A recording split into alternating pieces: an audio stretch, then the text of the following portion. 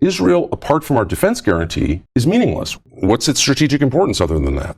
Are there trade routes that go through it? Do they have a ton of oil we need? Like, what is this? You're like, well, we have to be more closely allied with Israel than any other country. It's like, well, why? And no one can answer you. Well, because they're threatened. Well, so are a lot of countries. They're not alone in having neighbors that don't like them. But why is that my problem? The people who don't like them, the Muslims, surrounding Muslim countries, are also people who don't like us. Which government are you talking about? Okay, it's the government of Dearborn, Michigan. Well, a lot of the Muslims in Dearborn are Christian, but I rate that against the actual threats. Pastor Doug Wilson selama ini dikenal sebagai evangelis yang terang-terangan mendukung Israel dan bersikap keras terhadap Islam. Dalam sebuah podcast, ia mengundang Tucker Carlson, seorang aktivis yang kebetulan baru pulang dari Qatar dan menyaksikan langsung bahwa umat Kristen dapat hidup damai di negara mayoritas Muslim.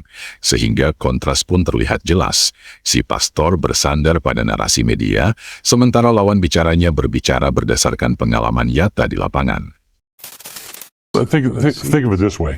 I've seen England, and currently every major city in England is governed, has a Muslim mayor. Their immigration policy has been disastrous like ours. Someone could argue, as I would, that the Muslims who are threatening Israel are Muslims who are threatening us. Islam is a greater threat than the Jews. Yeah, is the problem with the Muslims of Europe that they're too Muslim or that they're criminals? That's the same thing.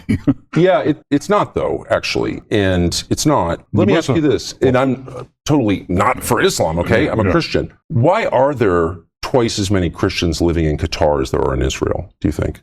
Twice as many Christians in Qatar as... In Qatar. Yeah, the Islamist slave state that we hear so much about, but there are twice as many Christians living there as in Israel. And they can leave if they want. They came freely, but there are twice as many in Qatar. Why do you think that is? Can they build churches? Yeah, actually the state gave them the land for their churches. But why is that? If what you're saying is true, because it's not true, actually. The reality that you experience when you get outside the American media biosphere is so different, the reality, from what you're describing. Second question I want to ask is, how do we get all these Muslims here after 9/11? They all came after 9/11. Yeah. Who encouraged that, exactly?